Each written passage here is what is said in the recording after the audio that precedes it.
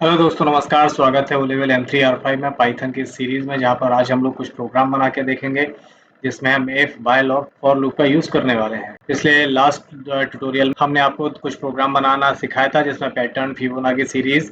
इस ट्यूटोरियल में भी हम कुछ प्रोग्राम बना के देखते हैं। बढ़ते अपने ट्यूटोरियल में आगे, स्टार्ट करते हैं आज की class. Let's begin this topic.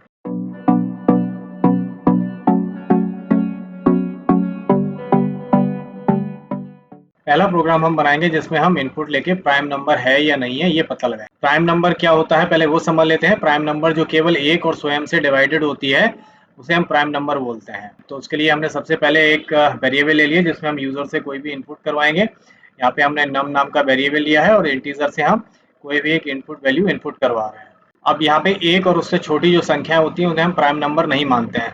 तो उसी अकॉर्डिंग हम लोग चेक करेंगे, एक इफ फंक्शन यूज करा कि इफ नम लेस देन 1 और इक्वल टू। अगर यहाँ पे जो रूल लागू हुआ है, कहती है नंबर एक या इससे छोटा होगा तो प्राइम नहीं होगा। उसी हिसाब से हम यहाँ पे इफ फंक्शन यूज करेंगे और देखेंगे कि नंबर में जो वेरिएबल है इसमें एक या एक से कम तो नहीं है।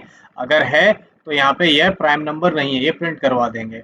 अदरवाइज हम फिर से एल्स यूज करेंगे और इसे लेकर हम सभी संख्याओं से, यानी 2 से लेके नंबर तक की सभी संख्याओं से इसका डिवाइडेशन करने वाले हैं।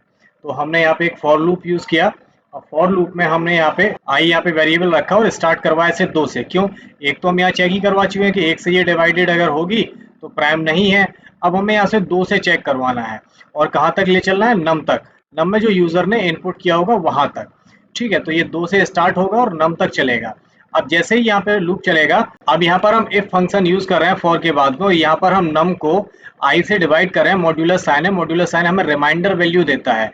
अब अगर नंबर वाली वैल्यू आई से डिवाइडेड होगी तो डिवाइडेड नम आई में क्या आएगा? आई में भी 2 है, तो अगर इसको 2 से डिवाइडेड करने पे और रिमाइंडर हमारा 0 बचता है, क्योंकि यहाँ पे मॉड्यूलस साइन यूज किया है और मॉड्यूलस से हमें 0 वापसी मिल, अगर 0 वापसी मिली है तो हम यहाँ पे प्रिंट करवा देंगे कि नम यानी ये जो वैल्यू है एक अभाज्य यानी प्राइम नंबर नहीं है। इसके बाद हम प्रोग्राम को यहीं पे ब्रेक करवा देंगे। ठीक, अदरवाइज एल्स यहाँ पे अगर ये फाल्स कंडीशन फाल्स हो गई तो फिर हम यहाँ पे एक प्राइम संख्या है। तो इसका आउटपुट कैसे मिलने वाला है? अगर हमने 7 नंबर इनपुट करा तो यहाँ पे 7 को हम एक से कम तो है नहीं, तो यहाँ पे ये वाली संख्या नहीं होगी, ये वाली लाइन प्रिंट नहीं होने वाली है। इसके बाद हम यहाँ आएंगे तो इसका लूप चलाएगा और लूप चलने के बाद अभाज्य संख्या है ये प्रिंट हो जाएगा। सिंपल। इसको चला के देख लेते हैं पाइचाम स्क्रीन पर। एक हमने वेरिएबल ले लिया नम और एक इंटीजर टाइप का हमें इनपुट लेना है। तो हम यहाँ पे इनपुट नंबर करवाते हैं और इसे चेक करते हैं if number less than is equal to 1। अगर ये एक से कम है तो सिंपल यहाँ पे हम प्रिंट करवा देंगे क्या? This is not a prime number. तो यहाँ पे हम लिख देंगे this is not a prime number. Simple, क्योंकि अगर ये एक और एक से छोटी है तो वो संख्या प्राइम नहीं होती है। अगर ऐसा नहीं हुआ फिर यहाँ पे एल्स यूज करेंगे और एल्स में हम यहाँ पे फॉर लूप का यूज करेंगे। ठीक है, तो हमने यहाँ पे एक आई वेरिएबल ले लिया है और यहाँ पे रेंज दिया और इसे कहाँ तक चलाएंगे? 2 से स्टार्ट करेंगे और नम तक चलाएंगे। क्लियर? और अगर ये लूप चल रहा है तो हर बार लूप चलने पे क्या होगा? यहाँ पर हम इसे नम से परसेंट यहाँ पे मॉड्यूलस साइन यूज किया है, मॉड्यूलस को आई से डिवाइड करेंगे और रिमाइंडर में अगर 0 बच रहा है फिर हम यहाँ पे प्रिंट करवा देंगे। हम यहाँ पे एफ फंक्शन यूज करके यहाँ पे प्रिंट करवाते हैं। यहाँ पे हम नम यूज करेंगे, नम में नम की वैल्यू है और यहाँ लिख देंगे हम is not a prime number. अगर यहाँ पे मॉड्यूलस मतलब रिमाइंडर 0 आ रहा है तो। और इसके बाद हम इस प्रोग्राम को करवा देंगे ब्रेक।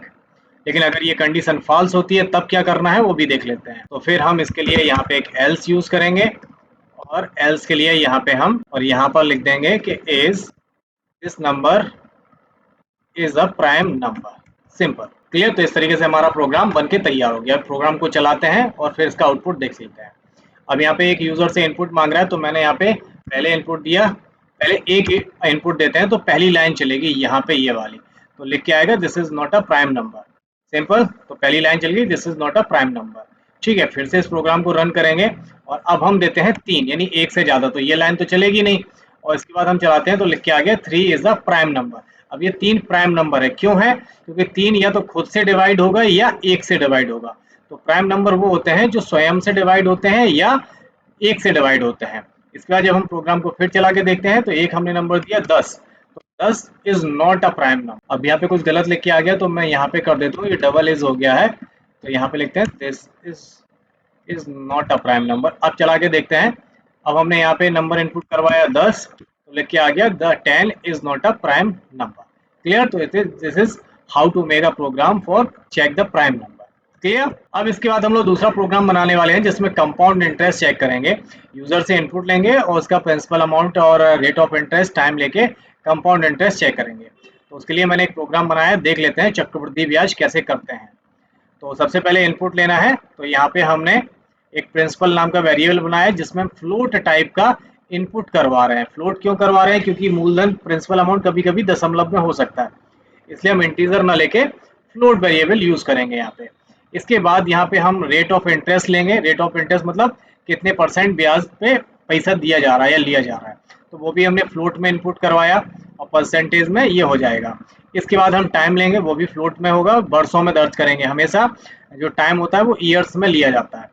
इसके बाद हमने यहाँ पे कैलकुलेशन करने के लिए यहाँ पे एक वेरिएबल लिया अमाउंट, और वहाँ पे principal into 1 plus rate divided by 100, और यहाँ पे हमने एक्सपोनेंशियल यूज किया है और टाइम का हमने यहाँ पे एक्सपोनेंशियल में टाइम लगा दिया है। अब कंपाउंड इंटरेस्ट के लिए हमने कंपाउंड इंटरेस्ट को अमाउंट और प्रिंसिपल से माइनस करवा दिया, और उसके बाद सिंपल रिजल्ट करवा देंगे। फाइनल अमाउंट क्या होगा?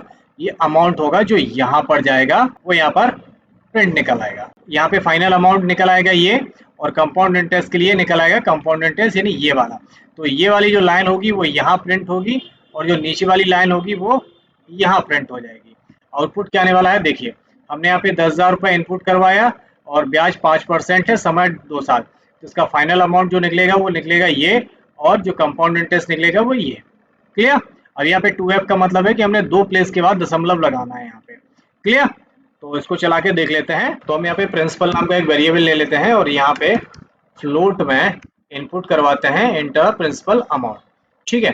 और इसके बाद हम लोग यहाँ पे रेट ऑफ इंटरेस्ट इनपुट करवा रहे हैं, तो रेट ऑफ इंटरेस्ट भी फ्लोट में इंसर्ट करवा लेते हैं, और फिर टाइम इंसर्ट करवाते हैं, तो फ्लोट में हम टाइम भी इंसर्ट करवाइए। ये तीनों हमारे वेरिएबल होंगे। एक में हम प्रिंसिपल यानी मूलधन, यहाँ पे दर और यहाँ पे समय, तीनों चीजें हमने इनपुट करवा ली है, तीनों फ्लोट में रखे हैं। अब यहाँ पे हमने एक वेरिएबल ले लेते हैं। यहाँ पे जो ब्याज निकालने का फॉर्मूला होता है वो लगा दिया मैंने, यानी मूलधन यहाँ पे गुणित दर। तो यहाँ पे हमने मूलधन का जो ब्याज लगाने का फॉर्मूला है वो लगा दिया, और यहाँ पर हमने टाइम लिख दिया।